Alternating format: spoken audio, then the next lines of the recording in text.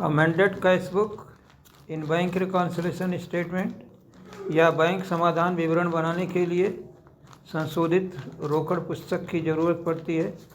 कभी कभी क्या होता है कि रोकड़ पुस्तक को पूरा करने के लिए कहा जाता है, क्योंकि कुछ लेन देनों का लेखा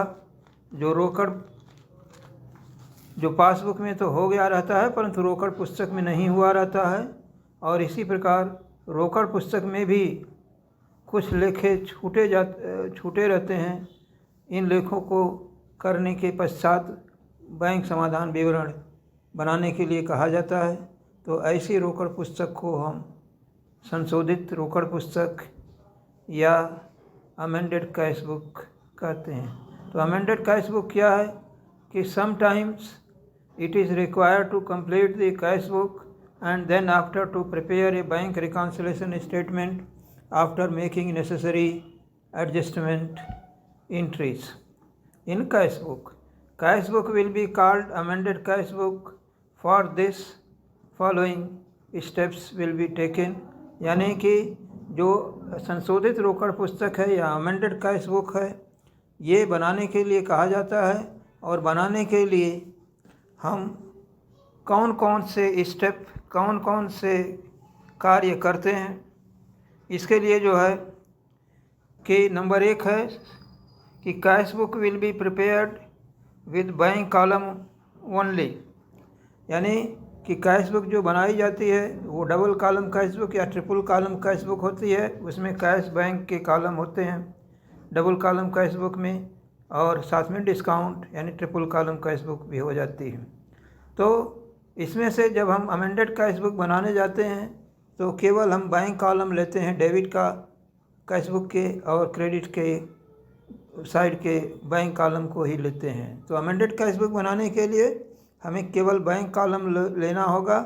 और उसके बाद हम जब कैश बुक स्टार्ट करेंगे, बनाना स्टार्ट करेंगे कैश बुक, तो क्या करना है कि सबसे पहले जो क्वेश्चन में इनका कैश बैलेंस दिया रहता है उससे हम शुरू करते हैं।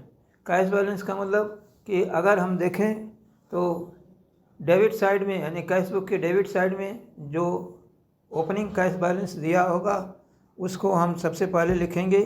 उसके बाद जो एंट्री बाकी रह गई रहती है उसको लिखते हैं। यानी कि जो एंट्री पासबुक में हो गई है परंतु कैश बुक में नहीं लिखी रहती है उसको लिखेंगे, और जो एंट्री कैश बुक में छूट गई है या नहीं हुई है उसको लिखते हैं। तो पहला स्टेप ये होता है कि केवल हम बैंक कॉलम का यूज़ करते हैं और उसमें जो है हम कैश बुक लिखना शुरू करते हैं। तो जो कैश बैलेंस दिया रहता है प्रश्न में उसके आधार पर लिखते हैं। दूसरा स्टेप इसका क्या होता है कि necessary entries will be made in the cash book for the following. कौन कौन से एंट्री होंगी इसके लिए ये नीचे दिया जा रहा है कि amount recorded in the passbook but not entered in the cash book, कि ऐसे लेखे ऐसी रकमें जो पासबुक में लिखी गई हैं परंतु रोकड़ पुस्तक में यानी कैश बुक में नहीं लिखी गई हैं। क्या है उसमें से? नंबर पहला, बैंक चार्जेस। अगर बैंक ने पासबुक में डेबिट करके दिखाया है बैंक चार्जेस के नाम से तो वो कैश बुक में क्रेडिट साइड में लिखी जाएगी। दूसरा है कि in dividend and interest collected by the bank. अगर बैंक ने इंटरेस्ट या डिविडेंड कलेक्ट करके रखा है, संग्रह करके रखा है, तो उसको हम क्या करेंगे कि पासबुक में ये क्रेडिट रहता है इसलिए हम इसको कैश बुक में डेबिट साइड में लिखते हैं। इसके बाद amount directly paid by the bank as per standing order.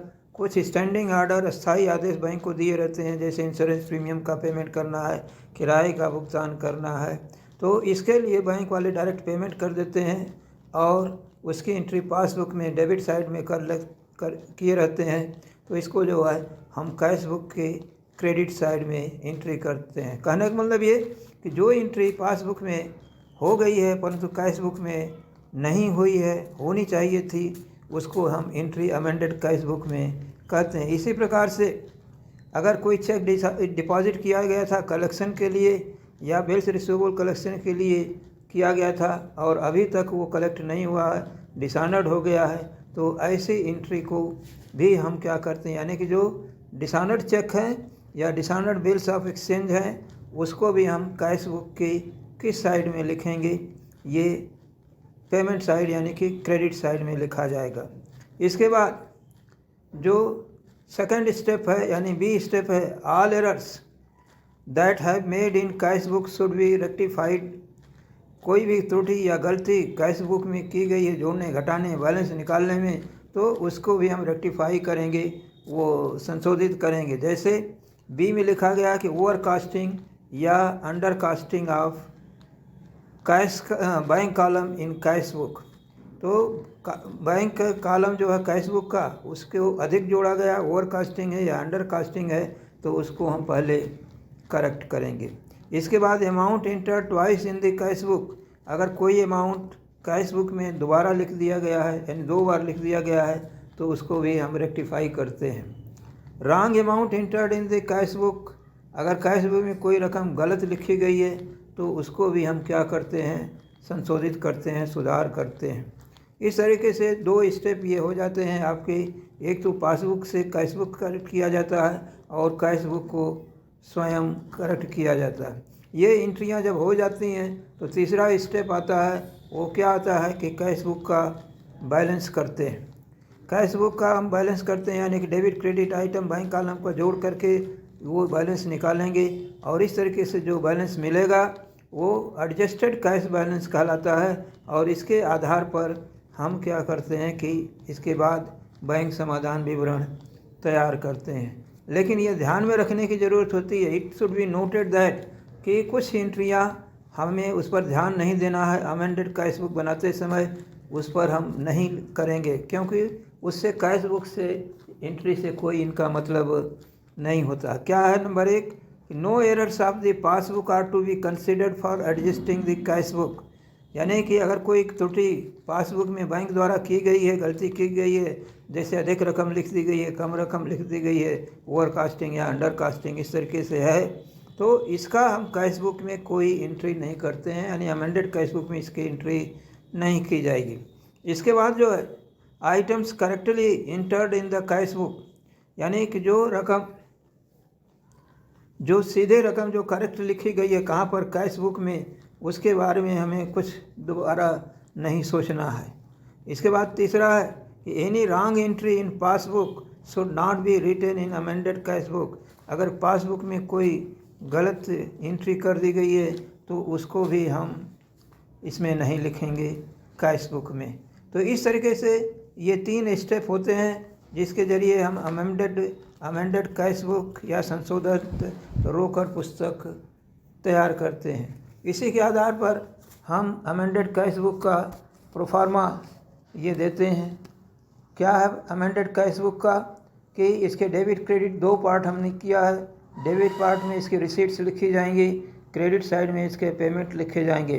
तो सबसे पहले हम डेबिट साइड में टू बैलेंस बीडी, जो क्वेश्चन में अगर कैश बुक में बैलेंस दिया गया है, बैलेंस साइज पर कैश बुक लिखा गया है तो टू बैलेंस बीडी लिखेंगे। कभी कभी ओवरड्राफ्ट दिया रहता है, कैश बुक के हिसाब से क्रेडिट बैलेंस दिया रहता है, तो उसको भी हम क्या करते हैं क्रेडिट साइड में लिखेंगे by balance BD if overdraft as पर कैश बुक या गिवन जो दिया गया है। तो यहाँ पर जो कैश बुक लिखा गया है यानी कि जो हम बनाना शुरुआत करेंगे उसमें टू बैलेंस बीडी या बाई बैलेंस बीडी दोनों में से कोई एक सबसे पहले लिखेंगे।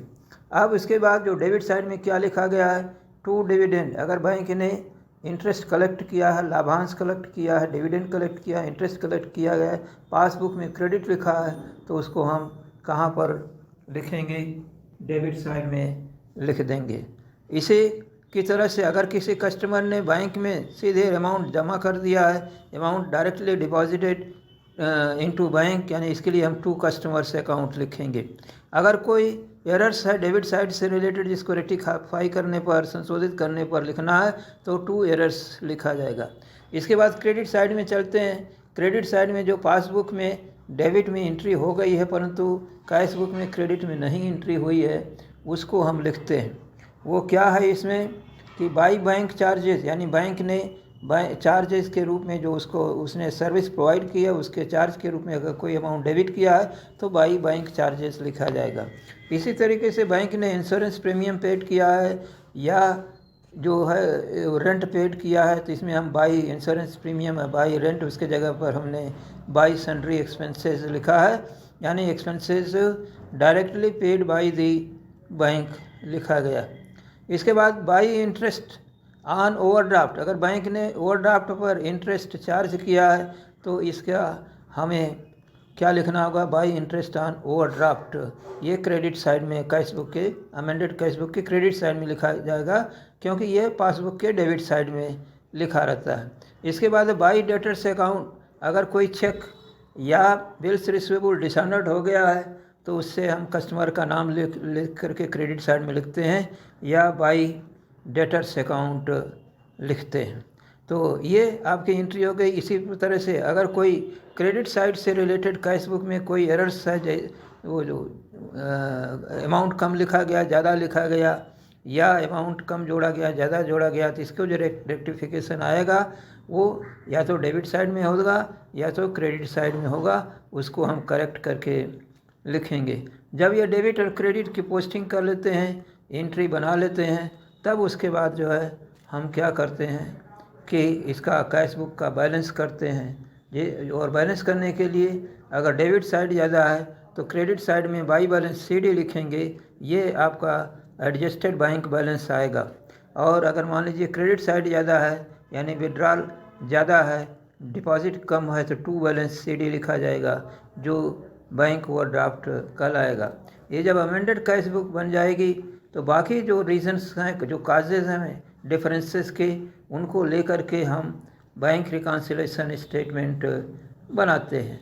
यानी कि बैंक रिकॉन्सिलिएशन स्टेटमेंट बनाने के पहले हमें अमेंडेड कैश बुक बना लेना चाहिए और उस बनाने के बाद जब है तो बैंक रिकॉन्सिलिएशन अगर स्टेटमेंट बनाते हैं तो केवल वही कारण लिखते हैं, वही काजेज़ लिखते हैं कि जो कैश बुक में से रह गए हैं, यानी जिनकी एंट्री कैश बुक में नहीं होनी चाहिए, या जो पासबुक से रिलेटेड जो काजेज अंतर हैं। तो इस तरीके से हम बैंक समाधान विवरण बनाते समय हम अमेंडेड कैश बुक को बैलेंस को बेस मानते हैं और उसके बाद जो काजेज होते हैं उनको एडजस्ट करते हैं, यानी जोड़ते या घटाते हैं, तो जा कर के हमें बैलेंस एज पर पासबुक मालूम होगा या ओवरड्राफ्ट एज पर पासबुक मालूम होगा। तो इस तरीके से हमारा ये वीडियो संशोधित रोकड़ पुस्तक या अमेंडेड कैश बुक से संबंधित है। हम आशा करते हैं, उम्मीद करते हैं कि ये अमेंडेड कैश बुक आपको समझ में आई होगी कैसे बनाया जाता है। हमारे इस चैनल को आप सब्सक्राइब करेंगे अगर नहीं किए हैं, और वीडियो को लाइक करेंगे ताकि हम आगे वीडियो बनाने के लिए प्रोत्साहित हों। धन्यवाद, शुक्रिया।